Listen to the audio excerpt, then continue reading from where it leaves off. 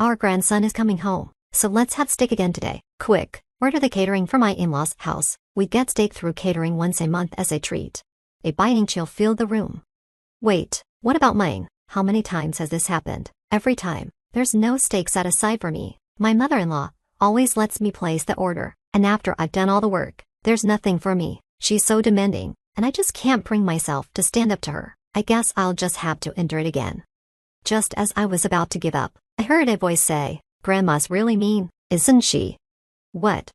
I'm Reina, a 38-year-old housewife with no particular talents. After struggling to find a good match, I turned to a matchmaking service and met my current husband, Craig. Desperate for marriage, I had almost given up hope, until I met a man who shared my love for movies. We clicked on our first movie date, enjoyed a smooth courtship, and got married. Although Craig, who is 2 years older, was initially kind, his demeanor changed drastically after our son was born. Our marriage grew strained due to two major changes. First, our son's IQ suddenly skyrocketed as he grew. By 3rd grade, he was handling subjects at an 8th grade level, and by 5th grade, he was fluent in 5 languages, thanks to his love of reading. Unfortunately, his extraordinary intelligence led to bullying, and he stopped attending school, thanks to a suggestion from his teacher. He's now studying at Cambridge University in England. The second change was moving into my in-laws' house. When our son went abroad, Craig's job required us to move closer to his parents' home. As a housewife, I had little choice but to follow. I didn't realize this would mark the start of a challenging life. When we moved in, only my mother-in-law was living there, as my father-in-law was in the hospital. "My health isn't great, so I need you to take on more responsibilities," she told me on my first day. Yet, she seemed far from ill, appearing more energetic than I felt. How old are you, mother-in-law?" 64 this year, Craig answered with a hint of irritation. "Really, she doesn't seem sick at all. In this house, whatever mom says goes. Don't question her, or you'll be in trouble." Hearing that from Craig made me feel incredibly isolated. I could sense my mother-in-law's hostility towards me, but I never expected Craig to abandon me like this, even though our marriage had cooled significantly. "Come on, Reina, get to work. Since you'll be staying here, start by cleaning the floors with this mop." My mother-in-law handed me an old mop and bucket, and I looked around at the layers of dust everywhere. It was obvious that the place hadn't been cleaned properly in a long time. I was thinking of using the vacuum cleaner first to deal with the dust. I suggested. "Don't use modern tools," she snapped. "Just use the mop." Despite the vacuum cleaner sitting unused in the corner, my mother-in-law was adamant. I sighed and replied, "Understood." "Could you handle this part while I work on the other?" I asked my husband, hoping for some help, but my mother-in-law cut him with a sharp look. "What are you talking about? Craig and I will be chatting and resting here. You're on your own." The house was enormous, 6 bedrooms and 3 bathrooms. It was overwhelming to think of cleaning it all by myself. "Also, the dishes need to be done," she added. I was already struggling with the floor cleaning, and now there were more tasks piling up. "I can't manage everything. The house is too big." "Oh, really? Then I'll let you use the vacuum for $10 every 10 minutes, she offered with a smirk. "That's too expensive." "You can't even afford $10. What a poor daughter-in-law." My husband didn't move to help, and I felt humiliated as my mother-in-law belittled me in front of him. To make matters worse, he added, "It doesn't look good to squat and talk while mopping." The lack of conversation, when it was just the two of us, was manageable. But now, living with his parents, his coldness felt like psychological abuse. "Let's order steak today. I know a great place," my mother-in-law said, arranging for catering. Exhausted, I finally finished the cleaning and dishes. Just as I completed the chores, the catered steak arrived. I had worked hard for this moment, and my anticipation was high. My mother-in-law had promised an expensive steak, and I couldn't wait to taste it. My stomach growled with excitement as I thought about the meal. "Reina, pour some water, please." My mother-in-law's voice was as cold as ever, but I endured her committing tone for the promise of steak. I adored filet mignon, and that anticipation kept me going. After filling the glasses, I saw the catered steaks neatly arranged on the table. "Wow, it looks amazing. Thank you, mother-in-law," I said with genuine excitement. "Excuse me, what are you talking about? There's no steak for you," she replied, her expression puzzled. "What do you mean there's none for me?" My heart sank at her words. "I've cleaned the floors and done the dishes," I explained weakly, but she retorted, "That's just what you're supposed to do. It's only fair, considering you're staying here. Think of it as paying for your stay. Did you think you could live here for free?" Since moving into my in-laws' house because of Craig's job, life had become unbearable. I didn't have the means to support myself independently. My monthly allowance was only $200, which barely covered clothes, cosmetics, and necessities. My savings from before marriage had been depleted by moving costs and my father's surgery. I had been naive to think that being a housewife would offer security. "So what about my dinner?" I asked, feeling my worth diminishing in her eyes. "Let me think for a moment." Her hesitation stung, and I felt increasingly devalued. "There are some noodles in the pantry. You can eat those," she finally said, while the table was filled with high-quality steaks. I was left with a simple bowl of noodles. The disparity made my place in this family painfully clear. They ate their steaks in silence, never offering me a bite. "Reina, wash this knife and fork thoroughly," my mother-in-law commanded. The closest I came to the steak was when I cleaned the utensils after their meal. From the very first day, the mistreatment had been relentless, leaving me both mentally and physically drained. One day, amidst the endless cycle of chores, I received a call from our son who was studying abroad. "Mom, it's been a while. Hey, you were really good at hand embroidery, right?" Where is this coming from?" "I wouldn't say I'm good, but I do it as a hobby." "Really, hand embroidery is quite popular here in America now, and your work came to mind. There are specialty stores here. But even looking back, the quality of your embroidery was exceptional." His unexpected praise warmed my heart. It had been so long since anyone had complimented me, and I couldn't help but shed a few tears. "Thank you. Only Leo would say something like that." My son, who seemed to sense my emotions, asked, "Mom, is something wrong? Your voice is trembling." "What?" My son, studying psychology, had become adept at understanding human emotions and mental states. With an IQ of 200, his insights were uncanny. I felt exposed as he saw through my struggles. "Did something happen with Dad?" he asked. I took a deep breath and, though feeling ashamed, shared the difficulties I was facing with my in-laws. It was comforting to have someone to confide in. "It's been tough every day," I said. After hearing my story, he promised, "I'll come home during our vacation, and I'd saved up some money from my part-time job." I tried to assure him that everything was fine, but he was insistent. "My son is coming home soon." As the call ended, I felt rejuvenated, but when I hung up, my mother-in-law approached with a scowl. That was quite a long and luxurious phone call. The warmth I gained from speaking with my son quickly faded under her glare. "I'm sorry. Never mind that. We're hosting a block party tomorrow. I need you to handle the shopping," my mother-in-law instructed, handing me a long list of items. At the bottom of the note, she added, "And make sure to book state catering." The day of the block party arrived, and guests began arriving in the afternoon. Before long, there were 10 people gathered. Everyone referred to my mother-in-law as the president. "Reina, what are you standing around for? Serve juice to the guests," she ordered sharply. Regardless of who was around, my mother-in-law made sure to use me as her personal servant. "Lauren, don't ignore the girl. It's sad to see how poorly she's treated. You should be kinder to your daughter-in-law." Some guests tried to speak up on my behalf. However, my mother-in-law was not pleased and retorted, "If you keep talking like that, you're no longer welcome at the block party. No more premium steak for you. Is that what you want?" Under her threat, the supporters quickly backtracked. "That's too harsh. We love this community. We're sorry." "Reina is my name."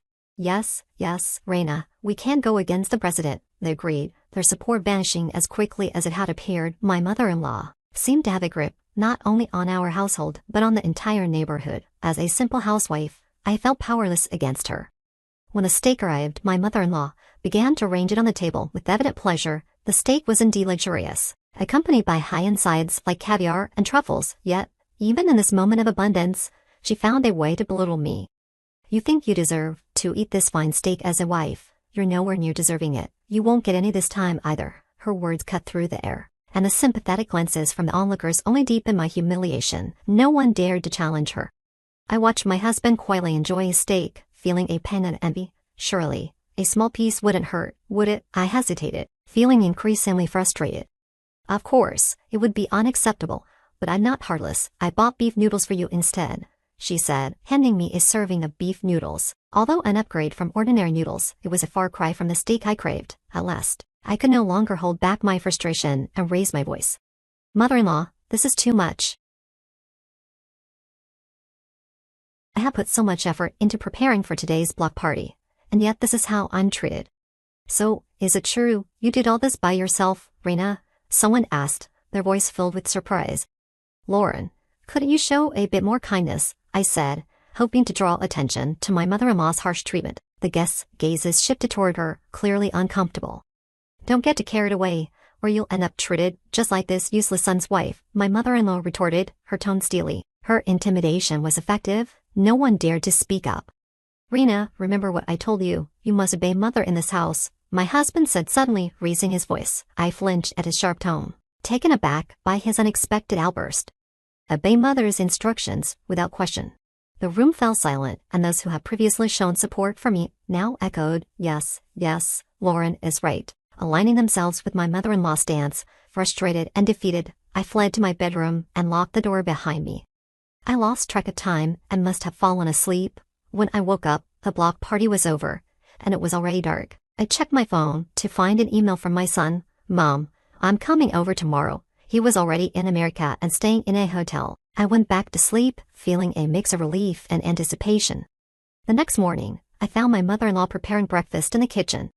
"You really pushed your luck yesterday," she said, launching into her criticism without a greeting. "I'm sorry," I said, bracing myself for her next words. I informed her about my son's arrival. "Oh, if he's coming, we'll have steak tonight," she said, visibly excited. She had already arranged for catering from our usual steakhouse. When evening arrived and my son walked through the door, the dinner table was filled with an extravagant spread of steaks. "Help yourself to as much as you like," my mother-in-law said, beaming. As usual, I was relegated to the role of a servant. Thank you, but where's Mom's portion?" my son asked, noticing that there was no steak for me. Concerned, he turned to my mother-in-law. "Oh, that's not an issue. Rena is always like this. Anyway, try this. It's made with beef from Nebraska," my mother-in-law said, eager to showcase the meal. Despite her enthusiasm, my son responded with unexpected firmness. "I don't want it. Why didn't you prepare anything for Mom? This is unfair," he said coolly. My mother-in-law was caught off guard by his reaction, and my husband looked equally surprised. "What are you talking about, Grandma? Mom has told me everything. You really do look down on her, don't you?" my son said, his voice steady and assertive. Feeling cornered, my mother-in-law began to panic. "Oh, what did you hear? I didn't do anything." "Grandma, you're being mean. You always put Mom down. People who act superior usually lack self-confidence or something to be proud of. They belittle others to feel better about themselves. It's a mean personality." "Leo, just because you're young doesn't mean you can say whatever you want." "Then what about a grandma who can't distinguish right from wrong?" my son's rebuttals continued, leaving my mother-in-law increasingly defensive and cornered.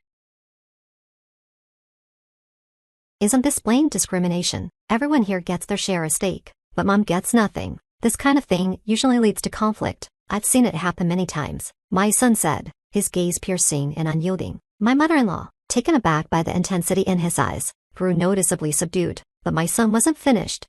"You're clearly agitated. I can tell from your eye movements, habits, and even the sweat on your forehead. I'm studying psychology at Cambridge University, consistently at the top of my class, and I work closely with a professor. I encounter all kinds of personalities, and Grandma, you display classic signs of a dictator."